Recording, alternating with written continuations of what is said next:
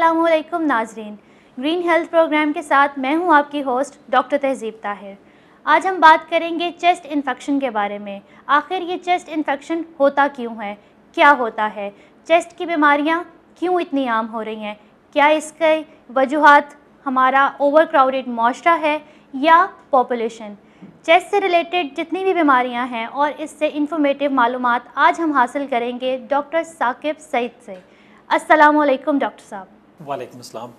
And आज हम आपसे पूछेंगे कि अस्थमा क्या होता है, इसकी वजूहात क्या हैं और इसकी अलामात क्या है। एस्थमा पाकिस्तान में एक बड़ी कॉमन बीमारी है और बल्कि दुनिया में जितनी भी क्रॉनिक बीमारियां हैं उसमें एस्थमा एज अ बीमारी सरे फहरिस्त है और पाकिस्तान कोई एक्सेप्शन इसके अंदर नहीं है। पाकिस्तान में एस्थमा का मर्ज़ कोई तकरीबन मुहतात अंदाजे के मुताबिक 8 से 10% एडल्ट पॉपुलेशन में होता है और बच्चों के अंदर इसका इंसिडेंस 2 से 3% एडल्ट पॉपुलेशन के मुकाबले में ज़्यादा है। एस्थमा बुनियादी तौर पे सांस की नालियों की बीमारी है जिसमें सांस की नालियाँ वक्ती तौर पे सिकुड़ जाती हैं, टेम्परेरीली सिकुड़ जाती हैं, फिर फैल के वापस नॉर्मल कंडीशन में आ जाती हैं। और सांस की नालियों के सिकुड़ने की बुनियादी वजह सांस की नालियों के अंदर एक झिल्ली है जो कि जैसे झिल्ली हमारे मुंह के अंदर है उसी तरह उसके अंदर झिल्ली है जो सांस की नालियों को गीला रखती है, मॉइस्ट रखती है। उस झिल्ली के अंदर एलर्जी या कोई ऐसे केमिकल्स जो कि एस्थमा का बायस बनते हैं वो जाने की वजह से सांस की नालियों की झिल्ली सूज जाती है जिसकी वजह से सांस की नालियाँ सिकुड़ जाती हैं और तंग हो जाती हैं। और इन तंग सांस की नालियों की वजह से मरीज़ को सीने में घुटन का एहसास होता है, सांस की नालियों में से सीटी की आवाज़ें आती हैं जिसको हम वीजिंग कहते हैं। और जो सांस की नालियों की झिल्ली के अंदर गदूद होते हैं जो कि सांस की नालियों को गीला रखते हैं वो गदूद सूजने की वजह से बलगम की ज़्यादा मिकदार पैदा होती है जिसको निकालने के लिए हमें बार बार खांसी करना पड़ती है।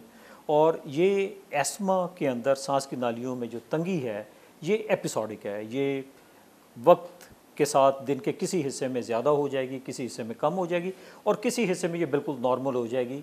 और ये विद और विदाउट ट्रीटमेंट ये ऐसी अलामात आ सकती हैं। मतलब कौन सी ऐसी चीज़ है जिससे पता लग सकता है कि ये अस्थमा की ही बीमारी है।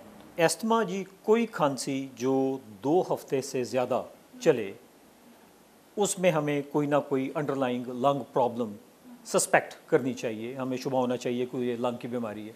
क्योंकि बहुत सारी जो मौसमी नज़ला ज़ुकाम और खांसी है वो 2 हफ्ते के अंदर बहुत सारे मरीज़ों के अंदर वो सेटल कर जाती हैं। लेकिन जो खांसी या सांस में दुश्वारी 2 हफ्ते से ज़्यादा चले वो यूजुअली इंडिकेट करती है कि उसका अंडरलाइंग कॉज कोई है। एस्थमा के लिए ख़ास तौर पे 3 अलामात इंतहाई ज़रूरी हैं। नंबर 1 सीने में घुटन का एहसास, नंबर 2 सांस में तंगी या ख़राबी, नंबर 3 इसके अंदर बलगम का ज़्यादा पैदा होना और वेरी इम्पॉर्टेंटली इन अलामात का अपने आप आना और अपने आप ठीक हो जाना। और इन अलामात का ख़ास तौर पे रात के पिछले पहर में ज़्यादा प्रेडिलेक्शन है, इनके होने के इम्कानात ज़्यादा है और अर्ली मॉर्निंग इसके होने के इम्कानात बहुत ज़्यादा है। जिसकी वजह यह है कि जिस समय हमारे कुछ ऐसे हार्मोन्स हैं जो कि सांस की नालियों में सोजिश को कंट्रोल में रखते हैं जिनकी प्रोडक्शन रात के दौरान में जब हम रेस्ट कर रहे होते हैं उसकी प्रोडक्शन कम हो जाती है जिसकी वजह से ये सोजिश का अमल ज़्यादा अफेक्ट करता है लंग्स को। इसके लिए कोई ख़ास टेस्ट या कोई ख़ास जांच इसके लिए मेडिकल तरीके से या कोई दूसरे तरीके से जिससे पता लग सके कि इसको एस्थमा ही है। एस्थमा जैसे मैंने बताया जी कि ये प्राइमरीली क्लिनिकल डायग्नोसिस है जिसको हम सप्लीमेंट करते हैं इस डायग्नोसिस को कुछ टेस्टों के साथ जिनको हम कहते हैं पल्मोनरी फंक्शन टेस्ट या लंग फंक्शन टेस्ट। अलामतें इसकी वही सीने में घुटन का होना, सांस की नालियों में से सीटी की आवाज़ आना, सीने में से सीटी की आवाज़ आना, बलगम की प्रोडक्शन ज़्यादा, इन अलामात का रात के दौरान में या अर्ली मॉर्निंग होना और फिर इन अलामात का की शिद्दत में कमी और बेशी होना एक इंतहाई सपोर्टिव डायग्नोसिस को सपोर्ट करता है जी। इसको हम कंफर्म कर सकते हैं विद लंग फंक्शन टेस्ट जिसके 2 कंपोनेंट्स हैं। एक पीक फ्लोमीटर है जिसके अंदर हम एक छोटा सा आला है जिसके अंदर हम ज़ोरदार फूंक मारते हैं और वो इंडिकेट करता है कि सांस की नालियों में तंगी कितनी है और वो ये तंगी हम सुबह और शाम में मेजर करते हैं। आम तौर पे मॉर्निंग और शाम के पीक फ्लो रेट के अंदर फ़र्क होता है, और ये फ़र्क अगर 20% से ज़्यादा हो तो हम इसको कहते हैं कि ये दमा के लिए बड़ा सपोर्टिव है। इसके अलावा एक टेस्ट है जिसको स्पायरोमीट्री कहते हैं, जो कि एक सिंपल सी हैंड हेल्ड गैजेट है, जो कि डेस्कटॉप गैजेट है, जिसके अंदर आप एक लंबा सांस लेके ज़ोरदार तरीके से फूंक मारते हैं। ये हमें अगेन बताती है कि सांस की नालियों में तंगी किस जगह पे है और इसका मैग्नीट्यूड इस तंगी का क्या है और इस तंगी का लेवल क्या है। और जब ये तंगी हम डेमोस्ट्रेट कर लें तो उसके बाद मरीज़ को हम एक इन्हेलर देते हैं, जैसे साल्ब्यूटामॉल इन्हेलर है, टर्ब्यूटालिन इन्हेलर है, जो कि कन्वेंशनल इन्हेलर्स हैं। उसके ज़रिए ये वो अद्वियात हैं जो सांस की नालियों में तंगी को खोल देती हैं। और जब ये इन्हेलर देने के 10 मिनट के अंदर हम दोबारा ये स्पायरोमीट्री करें, मरीज़ को दोबारा लंबा सांस लेके ब्लो कराएं मशीन के अंदर, और अगर उसमें 15% इम्प्रूवमेंट आ जाए, जिसका मतलब ये है कि सांस की नालियों में तंगी दवा लेने से खुल गई है, ये क्लासिकल फ़ीचर है एस्मा का। उसके अलावा बेशुमार स्पेशलाइज्ड टेस्ट हैं जो कि मेरा ख्याल है कि हमारे स्कोप से थोड़े ज़्यादा हो जाते हैं, लेकिन ये बुनियादी तौर पे clinical diagnosis plus lung function test, जो फेफड़ों के फंक्शन टेस्ट है, ये सारे मेन टेस्ट हैं। जी ये मेन टेस्ट, सारे मेन टेस्ट है जिससे अस्थमा की बीमारी का पता लग सकता है, तशख़ीस हो सकती है। अच्छा, अस्थमा की जो बीमारी है ये बहुत क्या लॉन्ग लास्टिंग होती है या ये अद्वियात से ठीक हो जाती है? Asthma is a controllable disease. जिस तरह शुगर, ब्लड प्रेशर में मरीज़ अद्वियात लेता रहे तो वो बिल्कुल नॉर्मल रहता है, उसी तरह एस्थमा कंट्रोलेबल बीमारी है, ये क्योरेबल बीमारी नहीं है। ख़ास तौर पे जो एस्थमा 12 साल की उम्र के बाद होता है, या जिन बच्चों को एस्थमा है वो 12 साल से बियॉन्ड कंटिन्यू रहता है, तो उन केसेस में एस्थमा के मुकम्मल तौर पे गायब होने के इम्कानात इंतहाई कम है। इनमें हमें बहुत लंबे अरसे के लिए मे बी लाइफ लॉन्ग अद्वियात इस्तेमाल करनी पड़ती है, जो कि बड़ी मामूली अद्वियात हैं। और इन अद्वियात का मज़ा ये है कि इनके साइड इफ़ेक्ट्स कोई नहीं है, और ये बेशुमार अद्वियात जो हैं जो हम इस्तेमाल करते हैं वो इन्हेलर की शक्ल में होती हैं, वो इन्हेल्ड अद्वियात हैं। और इन्हेल्ड अद्वियात का फ़ायदा ये है कि वो बजाय इसके हम गोली खाएँ, वो जज़ब हो, खून में जाए, जिगर में जाए, सारे अज़ा में जाए, और उसका थोड़ा सा हिस्सा फेफड़ों में जाके अपना असर कर दे। हम इन अद्वियात के उसी फ्रैक्शन ऑफ दी मेडिसिन जो आप खाते हैं उसके हिस्से को डायरेक्टली फेफड़ों में इन्हेलर के ज़रिए डाल देते हैं, जो कि सारे सिस्टम को बाईपास करके बगैर कोई साइड इफ़ेक्ट दिए आपकी सांस की नालियों को खोल देती है और सांस की नालियों में सोजिश के अमल को ख़त्म कर देती है। तो इसलिए इन्हेलर की फॉर्म में ट्रीटमेंट जो है वो मैंडेटरी हिस्सा है इसका। इसके अलावा एस्थमा, जो बच्चों में एस्थमा है, बहुत सारे पेरेंट्स आपको पता है कि बड़े एप्रीहेंसिव होते हैं, they are very possessive about the kids, और वो बच्चों के बारे में बड़े सेंसिटिव होते हैं। उनका अक्सर हमारे पास जब वो आते हैं तो उनका यही सवाल होता है कि डॉक्टर साहब ये ठीक हो जाएगा कि नहीं हो जाएगा, क्योंकि ऑब्वियसली कोई भी पसंद नहीं करेगा कि मैं, आप या कोई और बच्चा या किसी का बच्चा सारी ज़िंदगी के लिए अद्वियात लेता रहे। तो उनके लिए अच्छी खबर यह है कि जो एस्थमा चाइल्डहुड में होता है उसमें 12 साल की उम्र से पहले होता है, उसमें 80% के करीब बच्चों में एस्थमा 12 साल की उम्र में मुकम्मल तौर पे ख़त्म हो जाता है, और बाद में वो कभी आ सकता है, लेकिन 80% बच्चों के अंदर एस्थमा जो 12 साल की उम्र से पहले डेवलप होता है वो 12 साल की उम्र पे आके ख़त्म हो जाता है यूजुअली। लेकिन एडल्ट लाइफ का एस्थमा जो है इसके कन्वर्स है, और उसमें अलामात वक्तन फ़वक्तन आती रहती हैं, और उसमें हमें मेंटेनेंस रेगुलर ट्रीटमेंट लेना बड़ा ज़रूरी है, और उतनी मिकदार में ट्रीटमेंट लेना ज़रूरी है जो कि बार बार एस्थमा की सिम्टम्स को ख़राब होने से या एस्थमा का अटैक आने से रोक सके। अच्छा, लेकिन आजकल के हमारे माशरे में लोगों का एक माइंड सेट है कि जिसको एस्थमा की बीमारी होगी और जिसने इन्हेलर ले लिया वो सारी ज़िंदगी मरते दम तक चलता है उसका। बिल्कुल दुरुस्त है जी, दमा दम के साथ है, और इसमें कोई शक नहीं कि एस्थमा एक ऐसी बीमारी है जिसमें ट्रीटमेंट लॉन्ग टर्म और मे बी लाइफ लॉन्ग लेना पड़ता है। लेकिन हैविंग सेड दैट, एस्थमा एक ऐसी बीमारी है जिसको 100% कंट्रोल किया जा सकता है। ये उन बीमारियों की तरह नहीं कि आप इलाज लेते रहें और फिर भी अलामात आती रहें, आप दवा ले लें तो पार्शली इम्प्रूवमेंट आ जाए। एस्थमा एक ऐसी बीमारी है जिसको 100% कंट्रोल करके आप दुनिया का कोई भी काम कर सकते हैं। दुनिया में बेशुमार ओलंपिक चैम्पियंस, बेशुमार tennis players, cricketers, footballers, mountaineers, बेशुमार ऐसे लोग कम्पेटिटिव फिजिकली डिमांडिंग शुबाजात में हैं जिनको एस्थमा है और वो ट्रीटमेंट के साथ बिल्कुल नॉर्मल ज़िंदगी गुजारते हैं।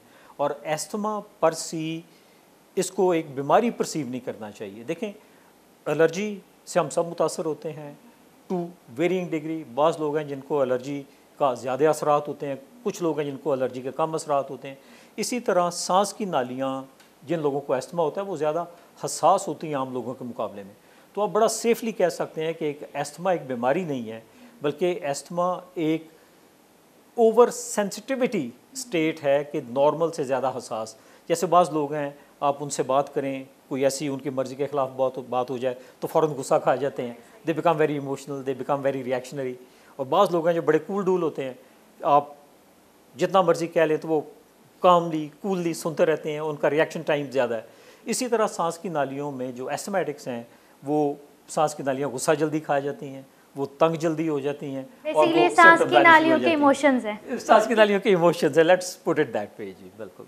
अब नेक्स्ट जो लंग्स की बीमारी बहुत ज़्यादा सुनने में आती है एस्थमा के बाद, वो है COPD। COPD क्या है और इसके क्या वजूहात हैं? देखें, COPD एस्थमा से बड़ी मिलती जुलती बीमारी है। एस्थमा और COPD में बुनियादी फ़र्क ये है, दोनों सांस की नालियों की बीमारी हैं।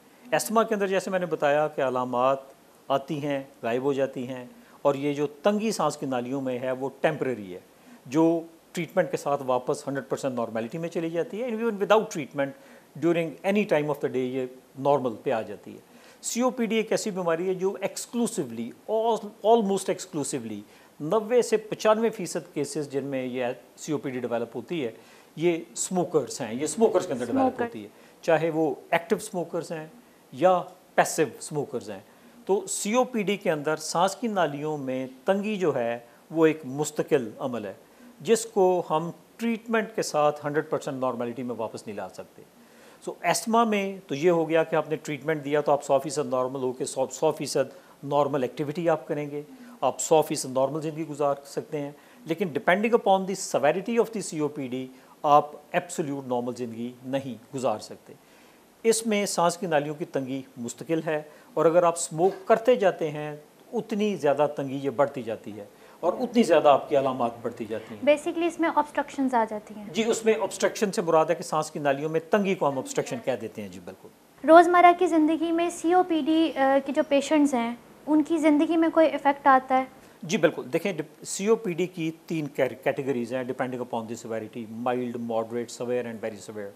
माइल्ड COPD बहुत ज़्यादा अफेक्ट नहीं करेगी, इसमें वक्तन फ़वक्तन हल्की फुल्की खांसी आ जाएगी या बेस लाइन खांसी थोड़ी बहुत आती रहेगी। लेकिन जो COPD moderate to severe, very severe category है, उसके अंदर लाइफस्टाइल के अंदर बड़ी चेंजेस आती हैं कि depending upon the severity of COPD आपकी उतनी फिज़िकल एक्टिविटी आपकी कम होगी, उतनी आपकी प्रोडक्टिविटी टुवर्ड्स एवरीडे लाइफ आपकी कम होगी। और अगर आप स्मोक करते जाते हैं तो ये तंगी और ये प्रॉब्लम बढ़ती जाएगी और आपका उतना वर्क आउटपुट कंप्रोमाइज़ होती जाएगी। इसलिए COPD के अंदर prevention is the treatment and prevention is the cure. If you can stop somebody from smoking COPD develop होने से पहले, तो वो COPD डेवलप नहीं होगी।